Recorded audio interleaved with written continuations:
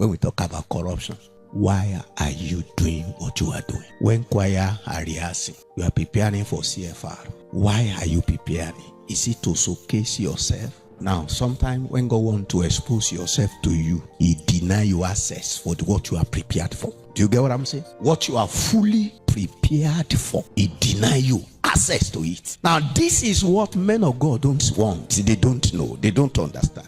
Especially people who want to pull crowd. They want to say it's our church. What is our church? When you say it's our church, well, it might be your church. But Jesus never say our church. He said my church. Did you die when He was going on the cross? Were you with Him? Did you touch the agony of the cross? So what's your contribution to make the church be that you say our church?